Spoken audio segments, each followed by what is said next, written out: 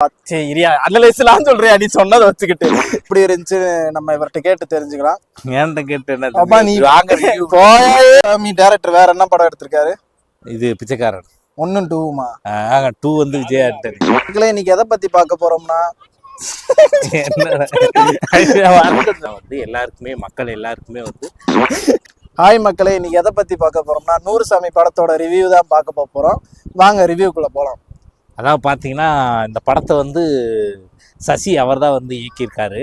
அவர் இதுக்கு முன்னாடி பார்த்தீங்க அப்படின்னா வந்து பிச்சைக்காரன் அந்த படத்தை வந்து அவர் தான் இயக்குனார். அது ஒரு எப்படி ஒரு சென்டிமெண்டல் ட்ராமாவாக எவ்வளோ எமோஷ்னலாக எல்லாருக்கும் கனெக்ட் ஆச்சுன்னு தெரியும். படத்தை பொறுத்தளவுக்கு அப்படின்னு பார்த்தீங்கன்னா வந்து இயக்கம் வந்து சசி அவர் தான் வந்து இயக்கியிருக்காரு.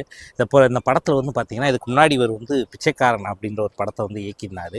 அது வந்து மக்கள்கிட்ட எந்தளவுக்கு ஒரு எமோஷ்னலாக கனெக்ட் ஆச்சுன்னு எல்லாருக்குமே தெரியும். அதே மாதிரி இந்த படம் பார்க்குற எல்லாருமே வந்து தேட்டர் விட்டு வெளியே வரும்போது ஒரு பெரிய ஒரு இம்பேக்டோட தான் வெளியே வருவீங்க. அந்தளவுக்கு ஒரு சின்ன சின்ன மூமெண்ட் கூட அவ்வளோ அழகாக பண்ணியிருக்காரு. அது இதுக்கு முன்னாடி அவருடைய சேனல் எல்லாமே வந்து வேறு மாதிரி தான் பண்ணியிருப்பார்.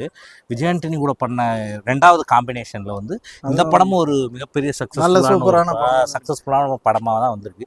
என்ன ஒரு தீமாக ஒரு கருவாக வந்து எதை எடுத்து பண்ணியிருக்காங்க அப்படின்னா இப்போதைக்கு யாருமே வந்து பேச தயங்குற ஒரு சப்ஜெக்ட் தான் வந்து அது பார்த்திங்கன்னா வந்து விதவை திருமணம். அதாவது ஒரு பொண்ணு கல்யாணம் ஆனதுக்கப்புறம் அந்த கணவரோ யாரோ இறந்துட்டாங்க அப்படின்னா வந்து திரும்ப வந்து ஒரு மறு கல்யாணம் பண்ணுறதுக்கு வந்து இந்த சமுதாயம் எப்படி ஏற்றுக்கிறது அப்படின்ற ஒரு விஷயத்த அவ்வளோ அழகாக வந்து எடுத்து சொல்லியிருக்காரு. நீங்கள் போய் படம் பார்க்கும்போது தெரியும் உங்களுக்கு.